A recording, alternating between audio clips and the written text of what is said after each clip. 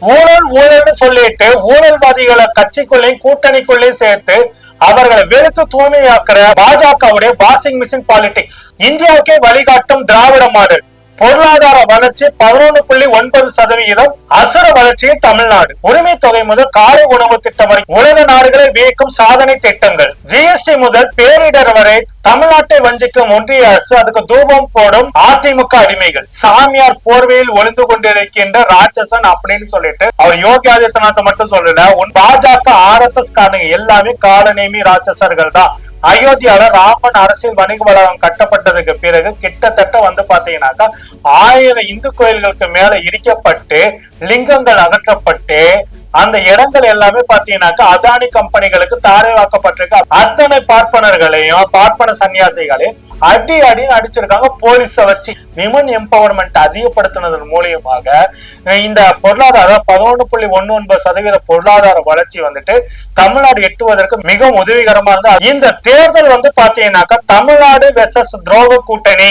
இந்த செய்திகள் குறித்துதான் இந்த வீடியோல முழுசா பார்க்க போறோம். மறக்காம மை சென்னை 360 சேனலை சப்ஸ்கிரைப் செய்வதோட இந்த வீடியோவை உங்க நண்பர்களுக்கு ஷேர் செய்யுங்க தோழர்களே.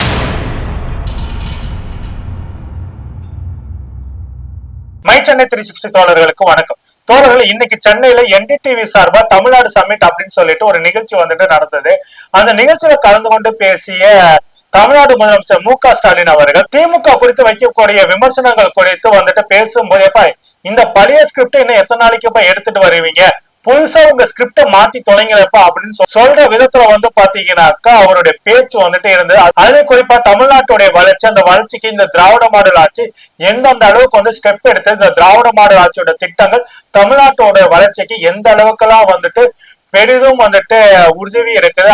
அந்த திராவிட மாடல் ஆட்சியோட திட்டத்தால வந்து பாத்தீங்கன்னா தமிழ்நாடுடைய பொருளாதாரம் 11.19% வந்துட்டு அசுர வளர்ச்சியில வந்துட்டு போயிருக்கு அப்படின்றது குறித்தெல்லாம் மிக தெளிவாகவே அங்க வந்திருக்கக்கூடிய பார்வையாளர்களுக்கும், அது மட்டும் இல்லாம உலகம் முழுக்க பரவி இருக்கக்கூடிய எல்லா தமிழர்களுக்கும் வெளிப்படையாகவே இன்னைக்கு வந்துட்டு எல்லா உண்மையும் போட்டு உடைச்சதும் இல்லாம தமிழ்நாடு அரசுடைய பல முக்கியமான திட்டங்களை இந்திய ஒன்றியத்துல இருக்கக்கூடிய பல மாநில அரசுகளும் பின்பற்றிய இன்னும் சில திட்டங்களை வந்துட்டு இந்திய ஒன்றியத்தை ஆண்டு கொண்டிருக்கின்ற பாஜகவை நேரடியாக காப்பி எடுத்து ஒன்றிய அரசின் திட்டமா கூட கொண்டு வரதுக்கான வேலைகள் நடக்குது அப்படின்றது எல்லாத்தையும் அப்பட்டமாக போட்டு உடைச்சிருக்கிறார் தமிழ்நாடு முதலமைச்சர் திரு MK ஸ்டாலின் அவர்கள்.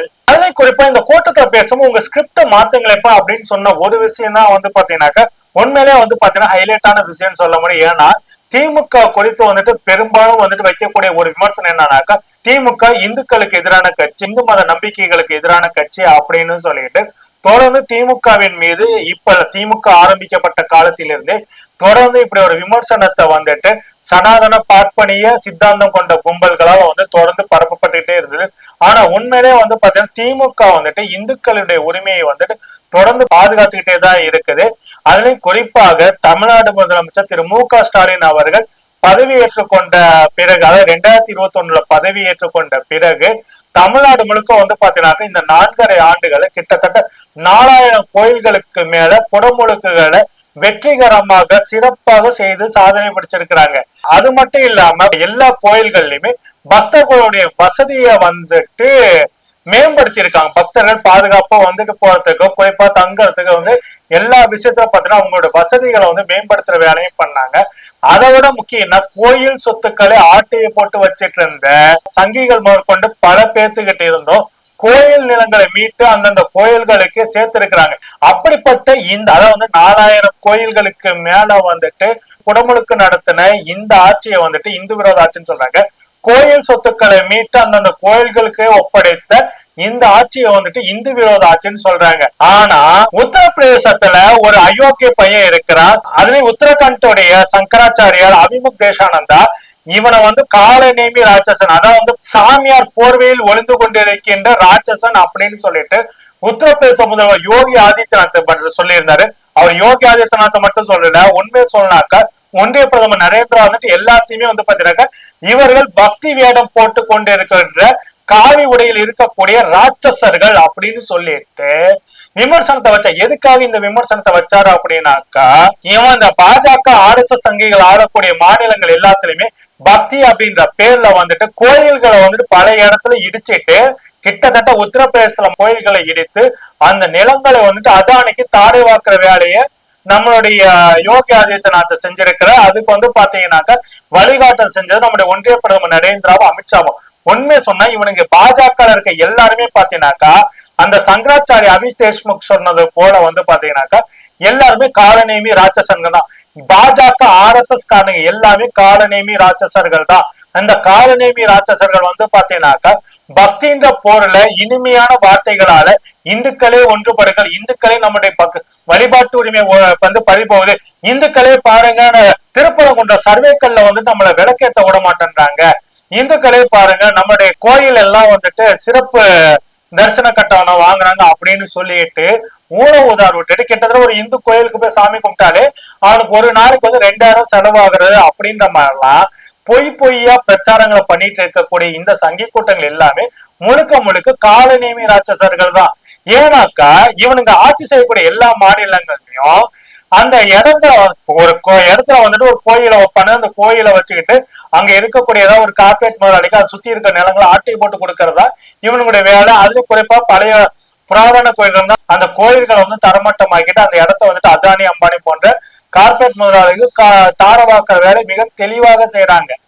ஓகேங்களா. இன்னும் பல இடங்கள்ல பாத்தீங்கன்னாக்கா ஒரு கோயிலை வச்சுட்டு அந்த இடத்த ரியல் எஸ்டேட் வேலையை வந்துட்டு ஏத்துற வேலையை மிக தெளிவாகவே பண்ணக்கூடிய இந்த சங்கி அயோக்கிய நாய்கள் வந்து பாத்தீங்கன்னாக்கா அந்த மாதிரி இருக்கிறதுனாலதான் அவர் சொன்னாரு அந்த ஆட்சி வந்து கிட்டத்தட்ட வந்து பாத்தீங்கன்னாக்கா இந்த அயோத்தியால ராமன் அரசியல் வணிக வளாகம் கட்டப்பட்டதுக்கு பிறகு கிட்டத்தட்ட வந்து பாத்தீங்கன்னாக்கா 1000 இந்து கோயில்களுக்கு மேல இடிக்கப்பட்டு லிங்கங்கள் அகற்றப்பட்டு அந்த இடங்கள் எல்லாமே பாத்தீங்கன்னாக்கா அதானி கம்பெனிகளுக்கு தாரை வாக்கப்பட்டிருக்கு அப்படின்னு சொல்லிட்டு அந்த உத்தரகாண்ட் சங்கராச்சாரிய ஒரே போட நீ வந்துட்டு என்னையுடைய முகத்தெரிய கிழிக்கிறியா அப்படின்னு சொல்லிட்டு நீ உண்மையிலே சங்கராச்சாரம் சர்டிபிகேட் காட்டலான்னு சொல்லிட்டு யோகி ஆதித்யநாத் சொல்ல நாங்க எதுக்கு அதை செய்யணும் அப்படின்னு சொல்லிட்டு இங்க சங்கராச்சாரியர்களோட உரிமை மறுக்கிறது யாருக்கும் இது இல்லைன்னு சொன்னாலே அந்த சங்கராச்சாரியர் கூட வந்த அத்தனை பக்தர்களையும் சங்கி பக்தர்கள் தான், அவங்களும் சங்கிகள் தான், அவங்களும் சாதாரண பார்ப்பனர்கள் தான்.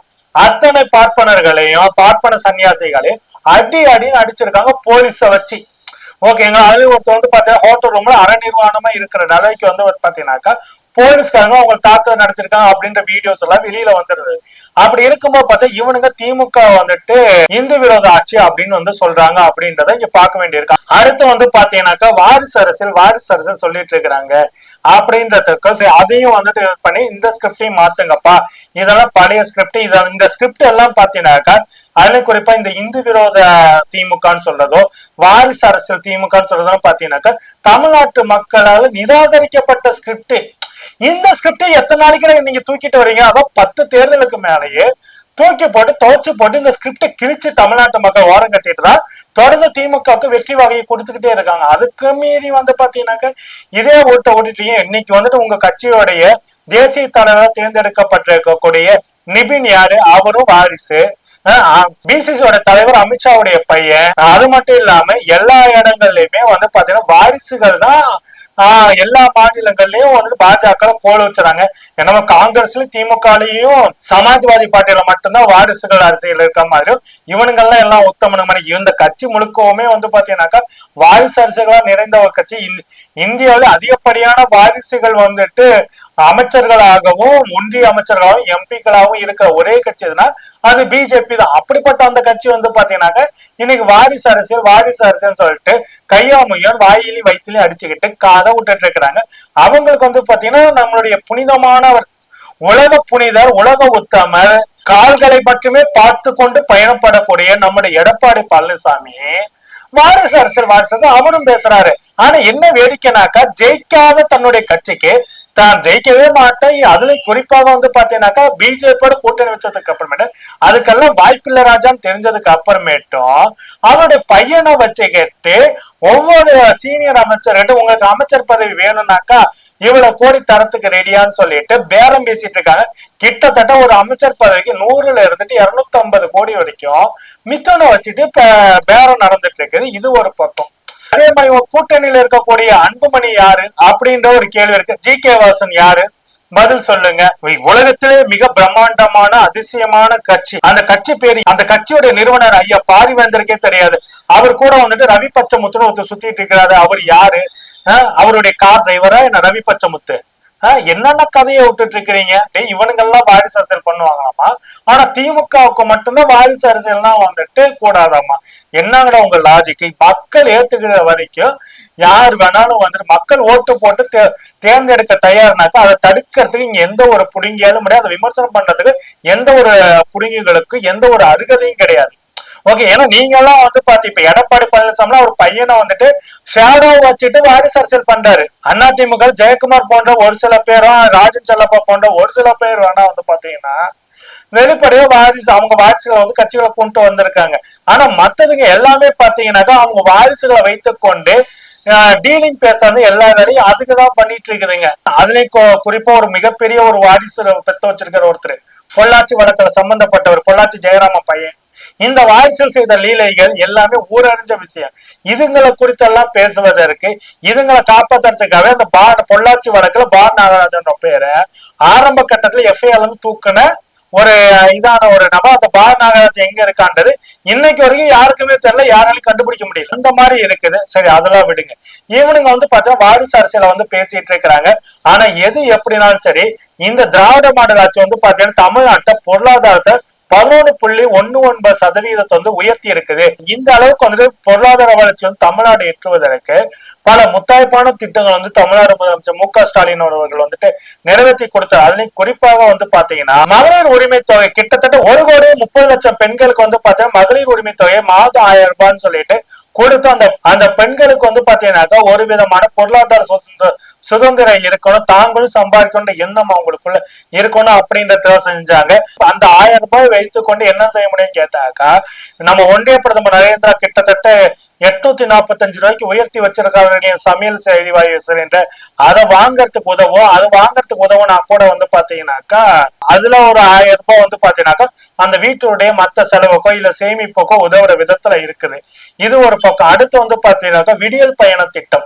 இந்த விடியல் பயணம் திட்டம் வந்து பாத்தீங்கன்னாக்கா பெண்களுக்கு வந்து கொடுக்கும் போது அது வந்து பாத்தீங்கன்னா வேலைக்கு போற பெண்கள் வந்து எல்லாரும் வெளியில வர ஆரம்பிக்கிறாங்க. அப்படி வெளியே வரும்போது பாத்தீங்கன்னாக்கா அவங்க பொருளாதாரத்தை ஈட்டாங்க. அந்த அவங்க வந்துட்டு பாத்தீங்கன்னா டிக்கெட்டுக்கு வந்து ஒரு நாளைக்கு வந்துட்டு 20 ரூபா செலவு பண்றாங்க அப்படின்னா கிட்டத்தட்ட ஒரு 600 ரூபாய் வந்துட்டு அவங்களால மினிமம் வந்து சேகரிக்கப்படும். கிட்டத்தட்ட ஒரு மாசத்துக்கு 600 ரூபாயில இருந்துகிட்டு கிட்டத்தட்ட 3,500 ரூபாய் வரைக்கும் ஒரு குடும்பம் வந்துட்டு இந்த விடியல் பயணத்தால வந்துட்டு பணத்தை சேமிக்க வைக்க முடியுது அப்படின்னு ஒரு விஷயம் இருக்குது. அது மட்டும் இல்லாம 19 லட்சம் குழந்தைகளுக்கு வந்து பாத்தீங்கன்னா காலை சிற்றுண்டி திட்டம். இன்னைக்கு வந்து பாத்தீங்கன்னா இந்த உலகம் வந்துட்டு எக்கனாமிக்கல் வேடா போன ஒரே காரணத்துக்கு வந்து பாத்தீங்கன்னாக்கா காலையில பேரண்ட்ஸ், அதாவது கணவன் மனைவி 2 பேருமே வந்துட்டு வேலைக்கு போக வேண்டிய கட்டாய சூழல் இருக்கும் போது அந்த குழந்தைகளுக்கு வந்து காலையில அவசரமா சில சமயம் வந்து பார்த்தா பல குழந்தைங்க வந்துட்டு சாப்பிடாமலே போகக்கூடிய சூழல் இருக்கு பள்ளிக்கு. அது மட்டும் இல்லாம அதுவும் குறிப்பா அந்த கூலி வேலை செய்யக்கூடிய பெற்றோர்களுக்கு குழந்தைகளுக்கு வந்து பாத்தீங்கன்னா ஏகப்பட்ட சிக்கல்கள் இருக்குது. அப்படிங்குள்ள அப்படி பசியோட வரக்கூடிய குழந்தைகள் வந்து பாத்தீங்கன்னா செவிக்கு உணவு இல்லாத போது இது வயிற்றுக்கு ஈயப்படும் அப்படின்னாலும் வயிற்றில் உணவு இல்லைனாக்கா செவியில எதுவுமே ஏறாது அப்படின்ற ஒரு விஷயம் இருக்கும் போது காலையில வரக்கூடிய குழந்தைங்க வந்து பாத்தீங்கன்னா முதல்ல பசி ஆகட்டும் அப்படின்னு சொல்லிட்டு அந்த காலை உணவு திட்டத்தை வந்து கொடுத்ததன் மூலியமா வந்து பாத்தீங்கன்னாக்கா பல பெற்றோர்கள் வந்துட்டு இன்னைக்கு நிம்மதியாவே இருக்கிறாங்க. தான் குழந்தை வந்து பசியோட நிச்சயம் வந்துட்டு பள்ளிக்கு போயிருக்கா, அந்த குழந்தைங்க வந்துட்டு நல்லபடியா சாப்பிட்டுட்டு பள்ளியில நிம்மதியா இருப்பாங்க, பாடத்தை கவனிப்பாங்க, நாளைக்கு அவங்களுக்கும் வந்துட்டு வளர்ந்து வந்து பெரிய லெவலுக்கு வருவான்ற நம்பிக்கையை வந்து கொடுத்துருக்கு. அது மட்டும் இல்லாம நான் முதல்வன் திட்டத்தின் மூலியமா வந்து பாத்தீங்கன்னாக்கா டிராப்ஸ் அவுட்டை வந்து குறைச்சிருக்கிறாங்க. அது குறிப்பா இந்த கொரோனா பீரியட் காலத்துக்கு அப்புறமேட்டு கற்றல் திறமை வந்து ரொம்ப குறைஞ்சிருந்தது மாணவர்கள்ட்ட. அதை ஊக்குவிக்கிறதுக்காக பல திட்டங்களை கொண்டு வந்தாங்க. அதுல முக்கியமா இந்த நான் முதல்வன் திட்டம் வந்து பாத்தீங்கன்னாக்கா டிராப் அவுட் வந்து குறைக்குது. ஏன்னா அந்த மாணவர்களுக்கும் மாதம் 1000 ரூபாய் வந்துட்டு கொடுக்கறதுக்கு தமிழ்நாடு முதலமைச்சர் மு.க.ஸ்டாலின் அவர்கள் இது பண்ணி கிட்டத்தட்ட வந்து பாத்தீங்கன்னாக்கா மாணவர்களுக்கு கற்ற உணர்வு வந்துட்டு அதிகப்படுத்தணும், படிப்பு முக்கியம் உணர்த்தணும் அப்படின்றத அந்த நான் முதல்வன் திட்டத்தை வந்து கொண்டு போய் நிறுத்த. அதே போலதான் புதுமை பெண் திட்டமும் வந்து பாத்தீங்கன்னாக்கா பெண்களுடைய கல்வியை வந்துட்டு தொடர்ந்து நிலைநிறுத்தினால இந்த பெண் கல்விக்கு வந்து பாத்தீங்கன்னாக்கா ஆரம்பத்துல வந்து பெண் கல்விக்கு வந்து இந்த சமூகம் வந்துட்டு மிகப்பெரிய முட்டுக்கட்டையா இருந்தது. அது முட்டுக்கட்டையா இருக்கும்போது பாத்தீங்கன்னாக்கா பல விதத்திலையும் நீ 8வது வரைக்கும் படிக்க வச்சா அந்த பொண்ணோட கல்யாணத்துக்கு வந்து நான் பணம் கொடுக்குறேன், 10வது வரைக்கும் படிக்க வை, +2 வரைக்கும் படிக்க வை, காலேஜ் படிக்க வை அப்படின்னு சொல்லிட்டு வந்து இன்னைக்கு வந்து பாத்தீங்கன்னா நீ பெண் குழந்தைய படிக்க வை, உனக்கு மாசம் 1000 ரூபாய் கொடுக்க, வருஷத்துக்கு 12,000 ரூபாய் ஆகுது. அந்த 12,000 நீ சேவிங்ஸா வச்சாலும் சரி, என்ன பண்ணாலும் சரி, அந்த குழந்தைகளுடைய எதிர்காலத்துக்கு சேமிப்புக்கு ஏதாவது ஒருத்தர் உன் குடும்பத்தோட செலவுக்கும் வந்துட்டு ஏதாவது சொல்லிட்டு புதுமை பெண் திட்டத்தின் மூலம் மாதம் 1000 ரூபாய் கொடுக்குறாங்க. அது மட்டும் இல்லாம வெளியூர் போய் தங்கி வேலை செய்யக்கூடிய பெண்களுக்கு தோழியர் விடுதின்னு ஒரு விஷயத்த வந்து கொண்டு வந்து நிறுத்தி அது மூலியமா வந்து பாத்தீங்கன்னாக்கா வெளியூர்ல இருந்து வரக்கூடியவர்களுடைய பொருளாதார சுமையை வந்து குறைக்கிற வேலை. இந்த மாதிரி வந்து பாத்தீங்கன்னா விமன் எம்பவர்மெண்ட் அதிகப்படுத்தினதன் மூலியமாக இந்த பொருளாதார 11.19% பொருளாதார வளர்ச்சி வந்துட்டு தமிழ்நாடு எட்டுவதற்கு மிகவும் உதவிகரமா இருந்து, அதுலயும் குறிப்பா இந்த விடியல் பயண திட்டமும் புதுமை பெண் திட்டம் போன்றவைகளும் மகளிர் உரிமையையும் இதுல வந்து பெரும் பங்காற்றி இருக்கு அப்படின்றத மிக தெளிவாகவே முதலமைச்சர் மு.க.ஸ்டாலின் அவர்கள் எடுத்துரைச்சிருந்தாரு. அது மட்டும் இல்லாம முதல் மு.க.ஸ்டாலின் அவர்கள் இந்த அரங்கத்துல வைத்த மிக முக்கியமான ஒரு கேள்வி, ஊழலை ஒழிக்கணும் அப்படின்னு சொல்றீங்க, உச்ச நீதிமன்றத்தால வந்துட்டு ஊழல் குற்ற வாலின்னு சொல்லிட்டு நிரூபிக்கப்பட்டு சிறைக்கு சென்ற கூட்டத்தை தான் வந்து பாத்தீங்கன்னாக்க இன்னைக்கு கூட்டணியில சேர்த்துக்கிறீங்க. பல விதத்திலையும் பாத்தீங்கன்னா உங்களோட கூட்டணி இல்லாத காலத்துல அவங்களுக்கு பலவிதமான இடி ஐடி ரைடு எல்லாம் கொடுத்து அவங்களுக்கு டார்ச்சர் பண்ணி பல வழக்குகளையும் போட்டீங்க, அவங்களுக்கு வந்து மிரட்டிட்டு இருக்கிறீங்க. அவங்க இப்ப உங்க கூட கூட்டணி வைத்த உடனே அந்த வாஷிங் மிஷின்ல போட்டு எடுத்து அவங்க வந்துட்டு கிட்டத்தட்ட வந்து பார்த்தா புனிதர்களா காட்டுறீங்களா அப்படின்னு சொல்லிட்டு வெளிப்படையாக ஒரு கேள்வி வந்து கேட்டாரு. உங்களோட வாஷிங் மிஷின் வந்துட்டு அந்த அளவுக்கு சூப்பரா வேலை செய்யுதுன்ற உண்மையை போட்டு உடைச்சிட்டாரு. அதுலயும் குறிப்பா நம்ம 20 ரூபா டோக்கன் டிடிவி தினகரன் எல்லாம் சொல்லவே வேண்டாம், கிட்டத்தட்ட டார்கெட் பண்ணி அவர் திகார்லயே தூக்கி போட்டு வச்சிருந்தாங்க. அப்படி திகார்ல இருந்த நபர் கூட வந்து பார்த்தேன், அது எதுக்காக எலெக்ஷன் கமிஷனுக்கு ரெட்டலை சின்னத்தை தனக்கு ஒதுக்குறதுக்காக வந்து பாத்தீங்கன்னாக்கா லஞ்சம் கொடுத்த கேஸ்ல வந்துட்டு டிடிவி தினகரன் வந்து கைது பண்ணிதான் திகார்ல அடிச்சாங்க. அப்படிப்பட்ட அந்த ஊழல் குற்றவாளி டிடிவி தினகரனை இன்னைக்கு கூட்டணிக்குள்ள வச்சுக்கிட்டு எதுவும் இது பண்ணிருக்கீங்க.